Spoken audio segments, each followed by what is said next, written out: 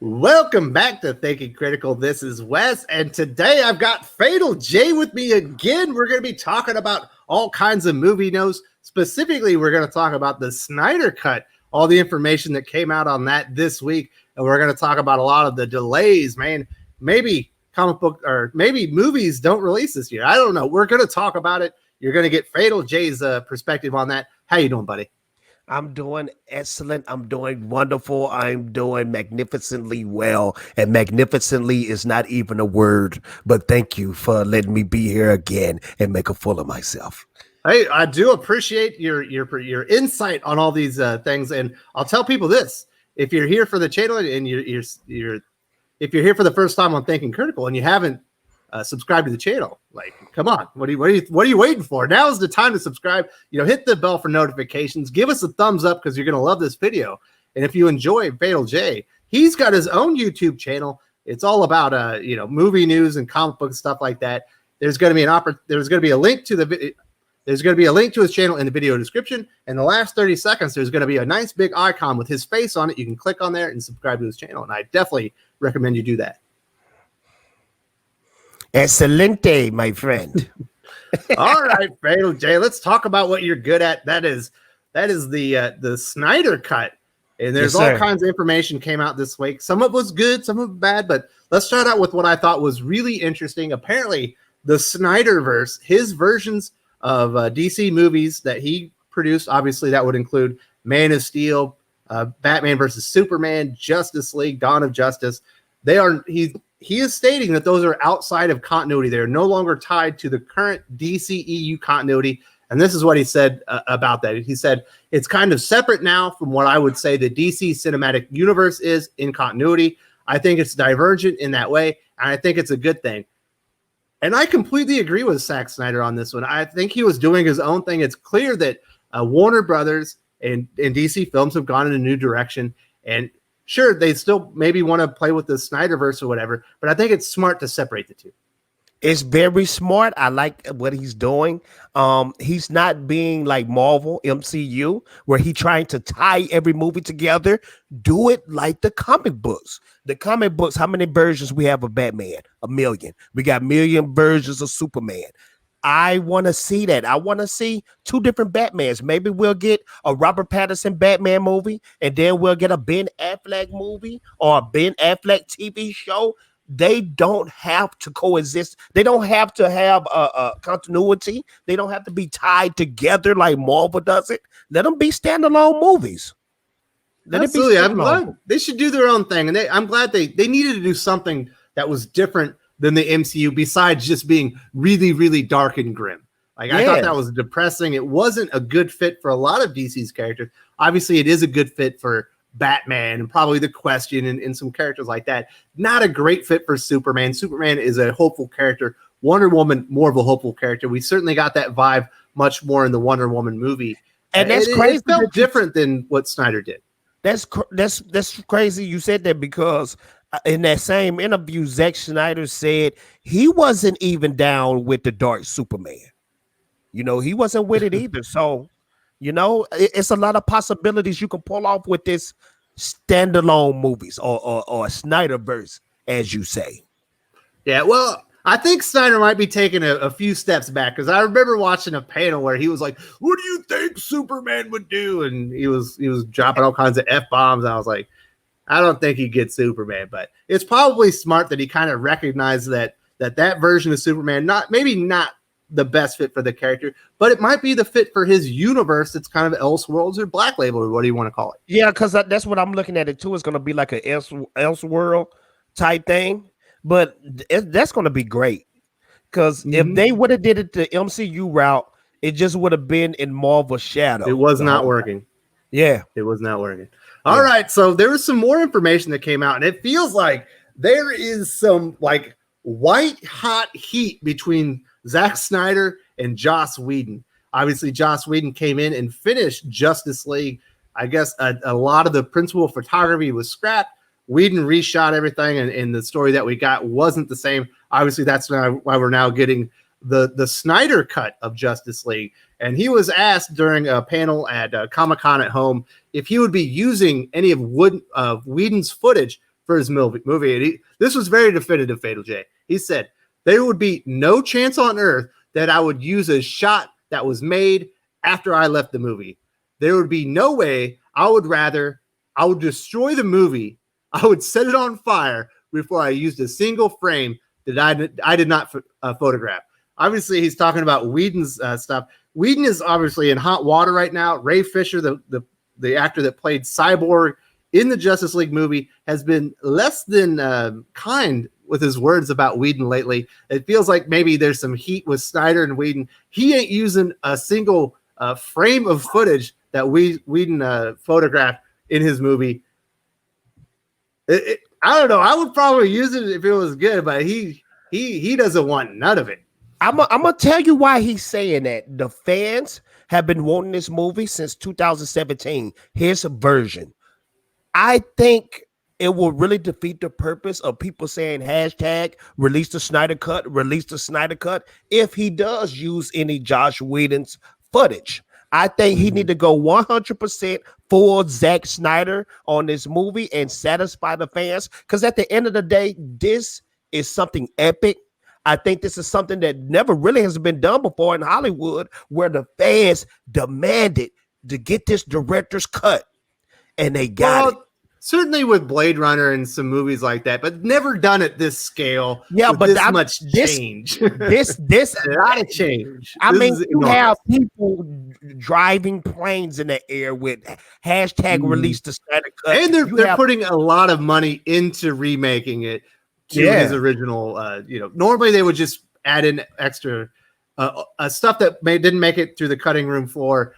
Added it back in the movie to kind of change things up. Obviously, we got like 15 versions of Blade Runner. Yeah, but we've never had anything quite like this. And then, think about it. I think Zack Snyder is getting what, 33 million, 40 million just to make this movie. That hasn't never been done before. This is really going to be a big movie. There was another one. I think it was it The Exorcist 3?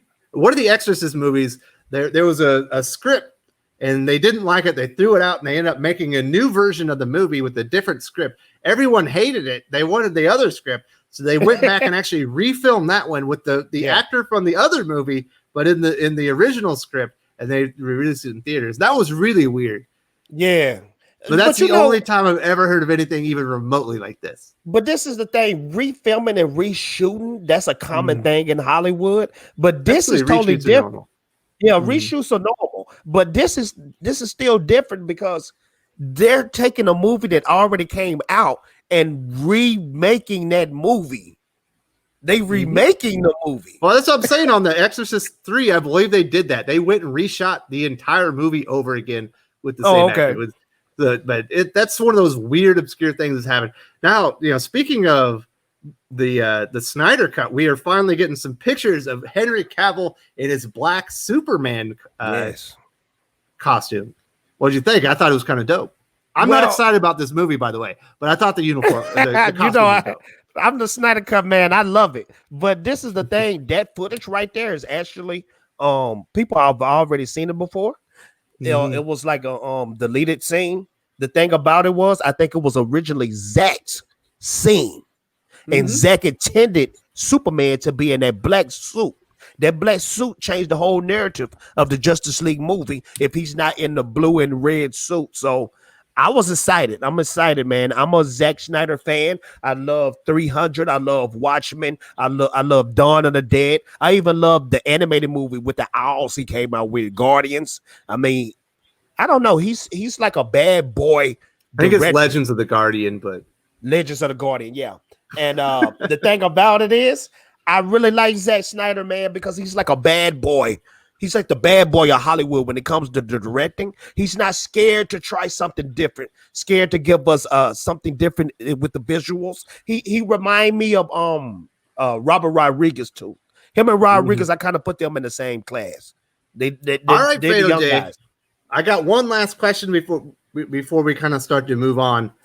We know that obviously the black Superman costume is coming back. What else do you think, was removed from that movie that's coming back? Are we going to see Darkseid? Remember, obviously there was a lot of references to him before that movie came out. It felt like he would be there but he was nowhere to be found. Is he going to be in this movie? Darkseid is going to be in the movie, and that's going to change the whole scope. I'm super excited because when I watched the first Justice League movie, I was asking myself the whole time, where the freak is Darkseid? Who is this Steppenwolf? Looked way too much like villains from other movies. Yeah, and specifically, I think Ragnarok might have come out just about that time, and he looked just like the bad guy in that one, the Sitter. And I'm gonna tell you what really kind of confused me. I thought that was Liam Neeson the whole time talking. That's not Liam Neeson. A lot of people thought that was. I thought that was Liam Neeson. He's got that voice. He always sounds like a Transformer too. Yeah, and like the average moviegoer, they don't know anything about Steppenwolf. Now, the average moviegoer, they know about Darkseid because they seen the animated Superman cartoon, the Justice League cartoon. So they familiar. That's one of Superman. Plus, there were hints at it in the first movie. If you were confused on what these pings and this alternate future was with an Omega symbol, you go back and you read up and you're like, oh, that's Darkseid. This sounds really cool. And Batman versus Superman, they showed Darkseid take over the whole planet. So it's going to be great to see Darkseid in Justice League. All right, so here's the thing that I'm really worried about. Even though I'm not as excited about this as you, obviously. Zack Snyder has teased, originally was teasing that his version of Justice League, the Snyder Cut, would be 214 minutes. We are now hearing that it's going to be a little bit longer than that. So yes, at a minimum, it's over 3.5 hours. Do you want a 4-hour Justice League movie? That's ridiculous. But you know what he's going to do? A lot of people think, okay, this is going to be a 4-hour movie. I'm not going to be able to sit through this. He's not going to do it. He said this in an interview. He's going to chop it up into episodes.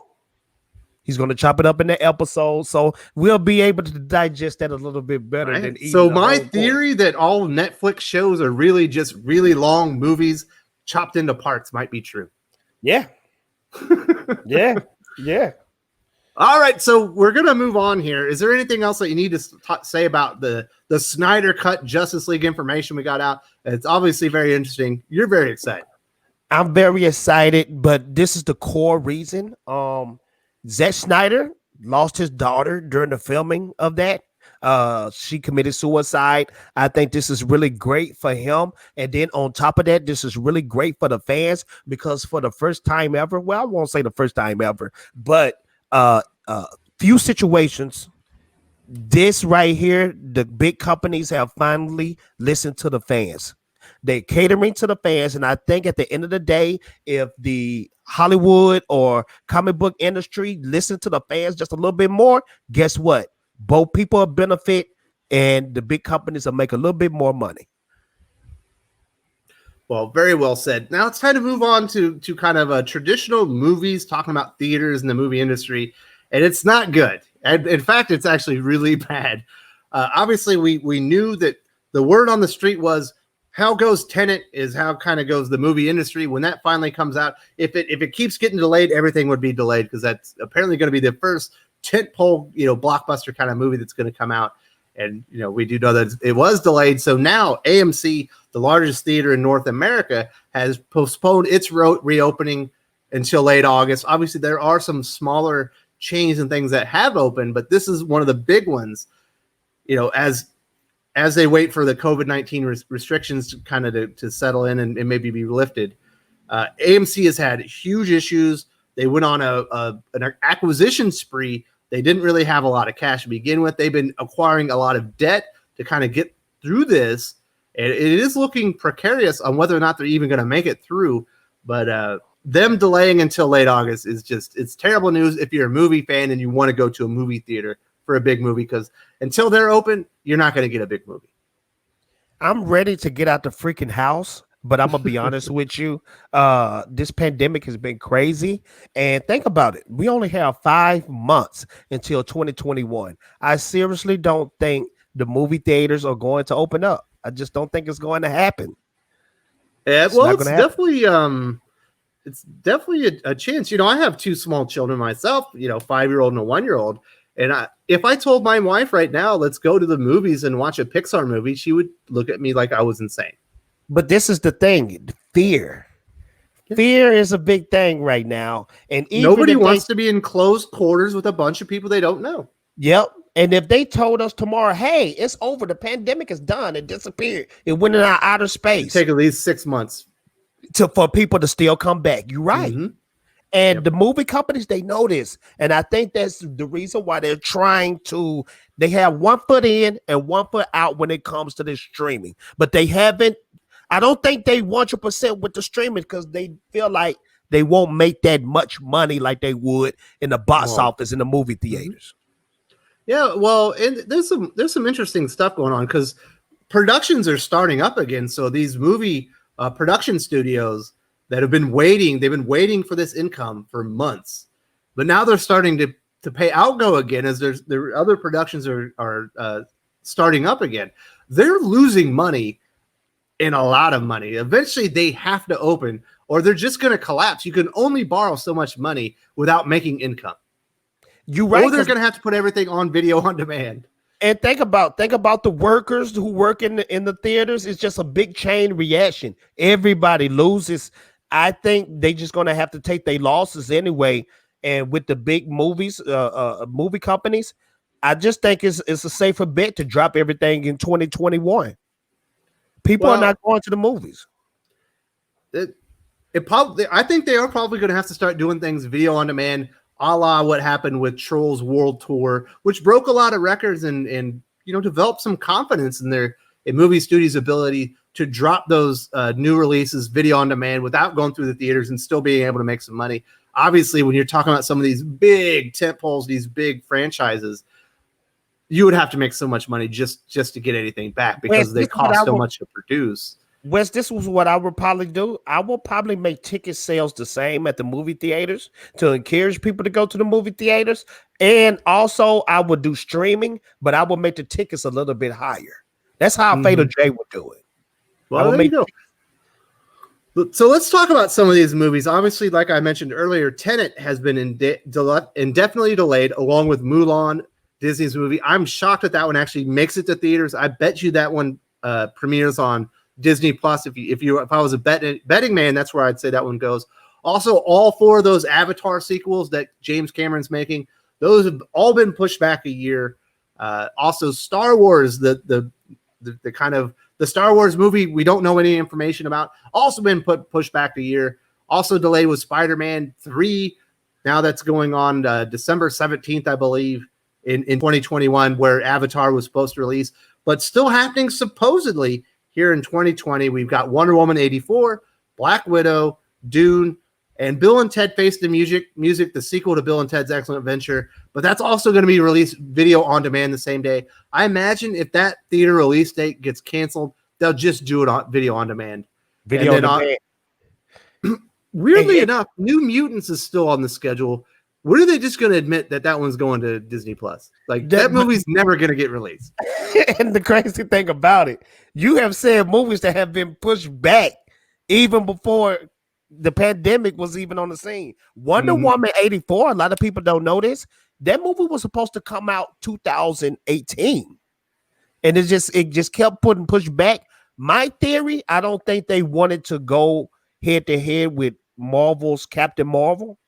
I don't think they wanted to go head to head with that, but I don't know. I just think that's also leading up to Endgame and stuff. That was probably not going to have a lot of it wasn't going to be on people's minds. People are going to be thinking about we're moving towards Endgame, the conclusion to the best comic book movie series of all time. Like 20 movies. Leading into that one. That was a big deal. I won't lie though. I really hope Doom comes out because that's my number 1 anticipated movie. I can't wait to see that. But I don't know. It's like you said, Wes. Even if they came on TV and said, "Hey, the pandemic is done, everybody is cured," people are still going to be cautious about going to public places. And one of the most public places is a movie theater. I would go to a drive-in in a heartbeat, but I went to drive-ins as a kid. Yeah, that's a good idea. Somebody need to work on a drive-in right now, and I bet you know who's working on it. Actually, we weren't supposed to talk about this. This wasn't on the lineup, but Walmart are turning some of their parking lots into pop-up drive-in theaters. I think it's a great idea. Walmart is innovative.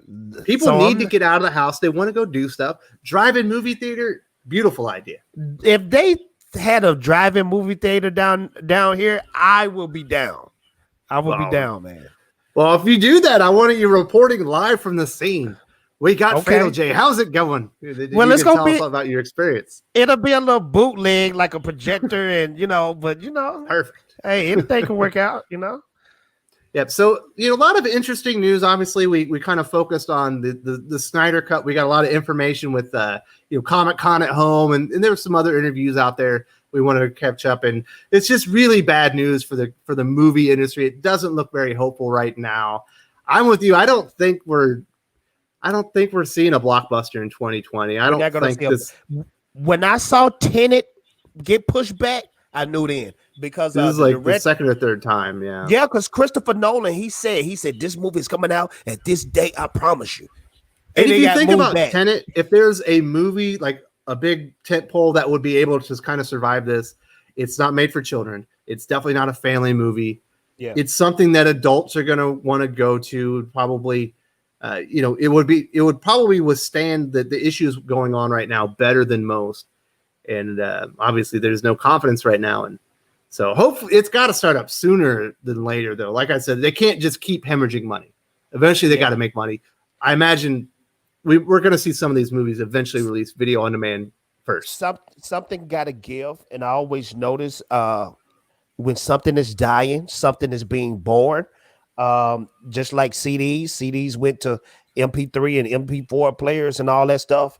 Now, when it comes to the movies, we going from DVDs to streaming, movie theater to streaming. It just looked like the future is going to be streaming from now on. It does feel that way. Well, Fatal Jade, is there anything else that you needed to say before we wrap this up? And I do want to say thank you very much. And if people like this, definitely let us know, because we're planning on maybe Fatal Jade will be here on like a weekly occurrence to talk about movies with me. Yeah, and everybody out there love me. I promise I don't bite. Absolutely. And if I do bite, it's not that hard. And if he does, it's just a nibble. All